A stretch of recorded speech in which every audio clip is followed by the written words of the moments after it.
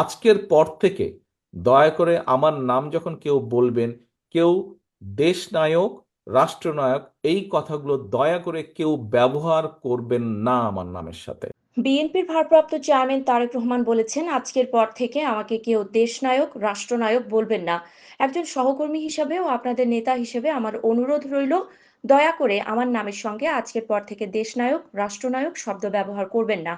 গতকাল রাজধানীর কাকরাইলের institution of diploma engineers মিলনায়তনে রাষ্ট্র কাঠামো মেরামতের ৩১ দফা ও জন সম্পৃক্তি শীর্ষক কর্মশালায় ভিডিও কনফারেন্সে যুক্ত হয়ে এসব কথা বলেন তারেক রহমান।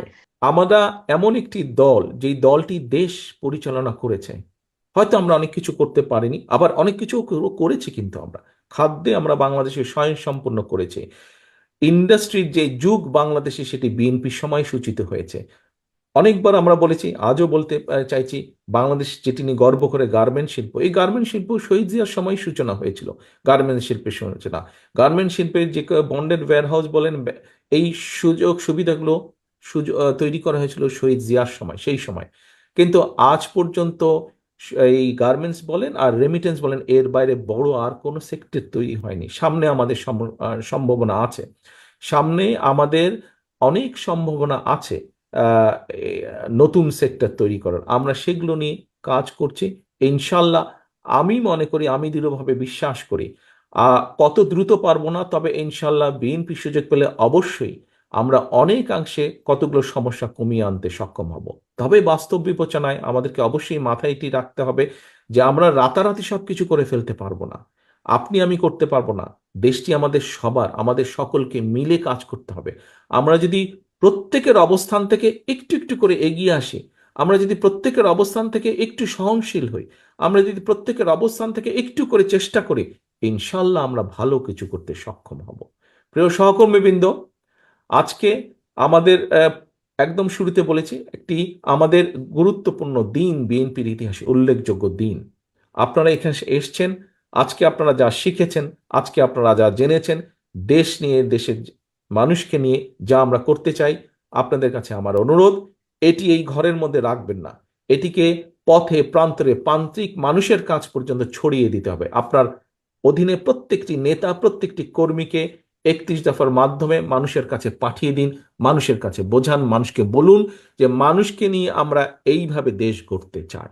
আমি দৃঢ়ভাবে বিশ্বাস করি যে আজকে আমাদের এই অনুষ্ঠানটি একটি অত্যন্ত সার্থক অনুষ্ঠান, এবং এইটি অনুষ্ঠানের মাধ্যমে আপনারা আজকে যা জেনে গেলেন, যা জানিয়ে দিয়ে গেলেন, আমরা জানলাম, যা আপনারা জেনে গেলেন, যে জেনে নিয়ে গেলেন, সেটি আপনারা পৌঁছে দিতে সক্ষম হবে।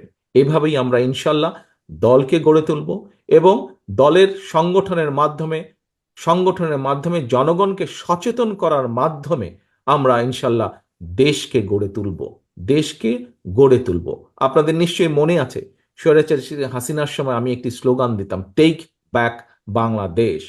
প্রিয় সহকর্মীবৃন্দ, টেক ব্যাক বাংলাদেশের অর্থ হচ্ছে মানুষের রাজনৈতিক অধিকারকে ফিরিয়ে আনা, মানুষের অর্থনৈতিক অধিকারকে প্রতিষ্ঠিত করা শক্ত ভিত্তির উপরে।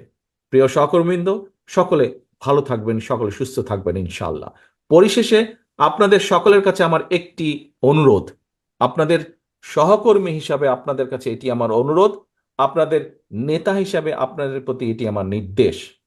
আজকের পর থেকে দয়া করে আমার নাম যখন কেউ বলবেন, কেউ দেশ নায়ক, রাষ্ট্রনায়ক এই কথাগুলো দয়া করে কেউ ব্যবহার করবেন না আমার নামের সাথে। আমার নামের সাথে আজকের পর থেকে কেউ দেশনায়ক, রাষ্ট্রনায়ক কথাটি ব্যবহার করবেন না। একজন সহকর্মী হিসাবে আপনাদের কাছে এটি আমার একান্ত অনুরোধ, আপনাদের নেতা হিসাবে এটি আমার আপনাদের প্রতি নির্দেশ। সকালে ভালো থাকবেন, সুস্থ থাকবেন। আল্লাহ হাফেজ। বাংলাদেশ জিন্দাবাদ, বাংলাদেশ জাতীয়তাবাদী দল জিন্দাবাদ।